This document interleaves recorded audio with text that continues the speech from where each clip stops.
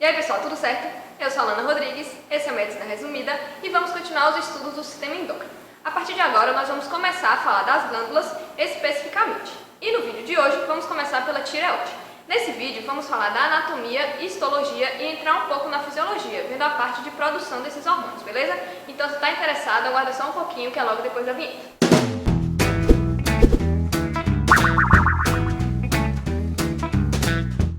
Então bora lá pessoal, e vamos começar pela anatomia do órgão. A tireoide é um órgão que tem o formato de uma borboleta, ou da letra H, o que você preferir. Ela tem a coloração entre o vermelho e o marrom, e pesa cerca de 25 gramas. Na mulher esse peso aumenta, isso devido à interação com os hormônios femininos. Ela é formada principalmente por dois lobos, um direito e um esquerdo, e por um istmo, que é essa partezinha do meio e que une os dois lobos na parte anterior. E 50% das pessoas pode ter um terceiro lobo, que é o lobo piramidal, de formato cônico, que sobe a partir do istmo ou de um dos dois lobos, frequentemente o esquerdo, em direção ao ocioide, que é esse osso que fica na parte superior da laringe. Ela está localizada na parte antero-inferior do pescoço, abraçando a traqueia na sua parte anterior e lateral, isso ao nível da quinta vértebra cervical e primeira torácica mais ou menos. O istmo fica logo abaixo da cartilagem cricóidea, esse anel mais grossinho, e no segundo e terceiro anéis traqueais. Os ápices dos lobos chegam à cartilagem tireoide e as bases ficam ao nível do quarto e quinto anéis traqueais. Pronto, delimitamos a glândula. Agora vamos ver as relações anatômicas dela. Anteriormente, ela é coberta pelos músculos esternoiode e esternotireóide. Superiormente, se relaciona com a parte inferior da laringe. E posteriormente, com o esôfago e com as artérias carótidas comuns. Além disso, na parte posterior estão alojadas 4 glândulas paratireoides, normalmente 2 em cada lobo. Agora, quanto à vascularização dessa glândula. A irrigação é feita principalmente pelas artérias tireoides superior e inferior. A superior é ramo da carótida interna. Ela desce em direção à glândula, se divide em ramos anterior e posterior e irriga as regiões anterior, lateral e medial. A artéria tireoide inferior é ramo da artéria subclávia, especificamente do tronco tireocervical. Ela sobe desse tronco em direção à glândula e se divide em ramo superior, que ascende e irriga também as paratireoides, e um ramo inferior, que irriga as regiões posterior e inferior. E aí uma informação interessante. A tireoide inferior tem íntima relação com o nervo laríngeo recorrente, e isso tem importância clínica, pois na cirurgia de tireoide, uma das principais complicações é a lesão desse nervo. Em cerca de 10% das pessoas, existe uma pequena artéria chamada artéria tireoideíma, originária do tronco braquiocefálico, mas em outras pessoas pode originar também do arco da aorta. Ela se anastomosa e irriga o istmo, mas isso, como eu já disse, é uma parte muito inferior da população. A drenagem venosa é feita pelas veias tireoides superior do polo superior, média na região intermediária, e elas drenam para a jugular interna, e inferior no polo inferior, que drena para a braquiocefálica. Essas 3 veias juntas formam o chamado plexo venoso tireoide. Já a drenagem linfática ocorre pela comunicação dos vasos linfáticos tireoides com o plexo traqueal e drena para os linfonodos pré-laríngeos, pré-traqueais e paratraqueais. A partir deles, vão para os cervicais superiores e inferiores. A inervação é feita por nervos derivados dos gânglios simpáticos cervicais superiores, médios e inferiores. E essas fibras são vasomotoras e não secretomotoras, ou seja, só vão promover a vasoconstricção, pois quem regula a secreção endócrina é o hormônio hipofisário TSH, e a gente vai ver mais na frente exatamente como isso funciona. Pronto, entendida essa parte decoreba da anatomia, vamos agora ver a composição histológica dessa glândula, que também vai ajudar a entender os processos fisiológicos de formação desses hormônios. Então, bora lá! A tireoide é revestida externamente por uma fina cápsula fibrosa de tecido conjuntivo frouxo, que envia septos para o interior da glândula, e divide cada lobo em lóbulos de forma e tamanho variados. E isso é que dá esse aspecto lobulado da glândula. Ela é uma glândula endócrina derivada do endodermo. Histologicamente, ela é formada por milhares de folículos tireoidianos, que são as unidades funcionais da tireoide. Esses folículos são pequenas esferas com paredes formadas por epitélio simples de células chamadas tirócitos ou células foliculares, que são as principais células da tireoide. No interior desses folículos, encontramos uma substância de aspecto gelatinoso, chamado coloide, constituído basicamente de uma glicoproteína, a tireoglobulina, que é a precursora para formar os hormônios tireoidianos. Na verdade, a gente vai ver mais na frente que ela serve como um esqueleto para formá-los.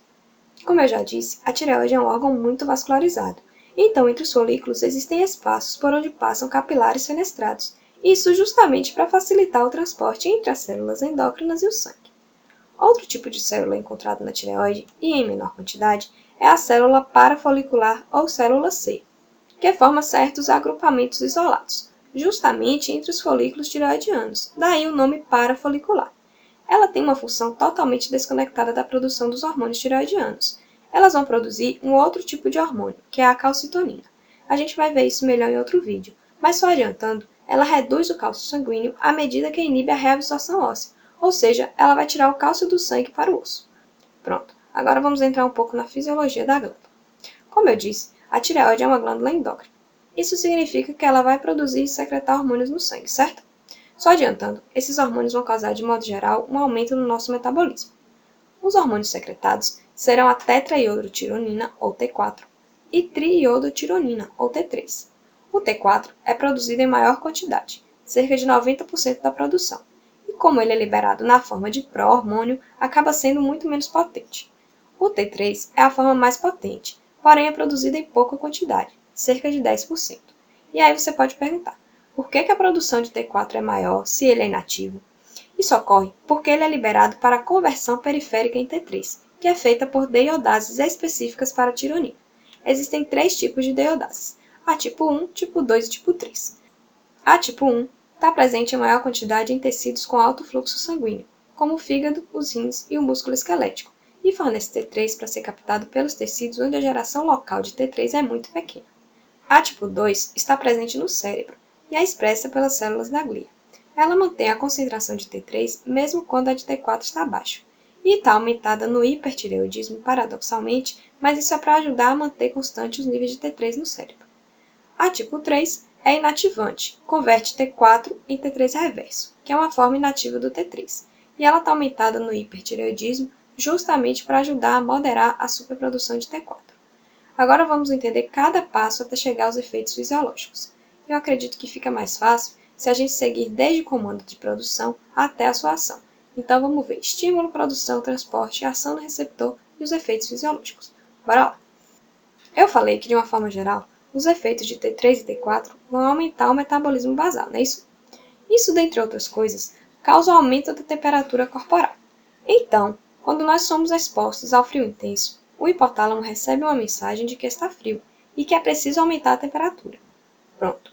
Esse é um dos principais estímulos para o hipotálamo secretar o TRH, o hormônio liberador de tireotropina na adenipófise.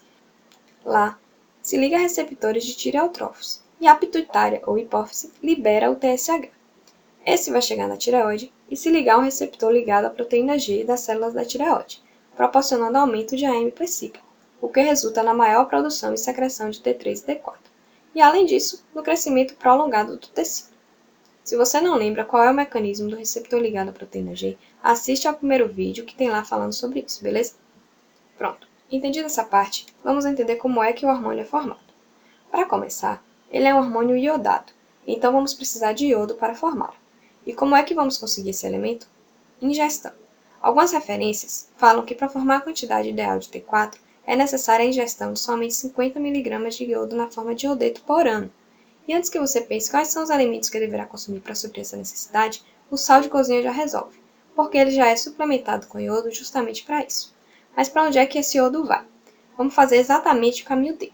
Me acompanhe. O iodo ingerido é absorvido pelo intestino e vai para o sangue. A maior parte é excretada pelos rins, e a que sobra é captada pelas células da tireoide e usada para formar seus hormônios. As células da tireoide têm um lado basal, voltado para o sangue, e um lado apical, voltado para o lúmen do folículo. O lado basal tem um transportador de sódio iodeto, o NIS, que cotransporta ativamente um iodeto junto com 2 sódios, usando a energia da bomba de sódio e potássio. Esse simporte leva o iodo para dentro da célula e joga sódio para fora. O TSH e a baixa concentração de iodo no sangue estimulam e aumentam a expressão desse transportador. No lado apical, existe uma outra molécula cotransportadora de íons cloreto e iodeto, chamada pendrina, que joga o iodeto captado pela célula para o lúmen do folículo. No lúmen, o iodeto é oxidado em iodo pelo peróxido de hidrogênio e é incorporado às moléculas de tirosina, que por sua vez estão incorporadas à molécula de tireoglobulina que eu falei lá na histologia. Quando ela é iodada, forma a monoiodotirosina, a MIT, e a diiodotirosina, a DIT. Pronto. Quando duas DIT se unem, formam o T4. E quando uma MIT e uma DIT se unem, formam o T3. Isso tudo acontece no lúmen.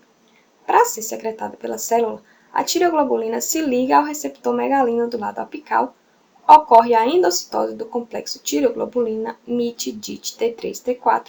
Esse vai sofrer degradação lisossomal, os hormônios são liberados e vão sair por difusão pelo lado basal da célula. Chegam à corrente sanguínea e a partir daí vão atingir os órgãos-alvo. Ainda dentro da célula, MIT e DIT que sobraram vão ser degradados pela deiodase intratireoidiana, para ser reciclado o iodo e começar novamente o processo de produção. Pronto. Para terminar, eu queria destacar uma coisa. A tireoide tem uma capacidade incomum entre as glândulas endócrinas. Ela armazena uma grande quantidade de hormônios. Isso porque, após a síntese, cada tireoglobulina contém 39 moléculas de T4 e outras de T3. Assim, eles são armazenados nos folículos em quantidade suficiente para suprir necessidades normais do organismo por até 3 meses. Isso significa que, quando ocorre um problema na síntese desses hormônios, os efeitos fisiopatológicos dessa deficiência só aparecem meses depois. Ou seja, para um problema tireoidiano desse tipo ter sinais clínicos, indica que o problema surgiu cerca de 3 meses antes. E quais são os efeitos que esses hormônios da tireoide promovem no nosso corpo? Isso é assunto para o próximo vídeo, beleza? Então é isso, pessoal. Se te ajudei de alguma forma, deixa aqui seu gostei. Se inscreve no canal para não perder nenhuma novidade se você ainda não é inscrito. Qualquer dúvida, críticas ou sugestões, como sempre, nos comentários ou no Facebook do canal. E não se esquece de nos seguir no Instagram e no Snapchat, beleza? Grande abraço e até a próxima!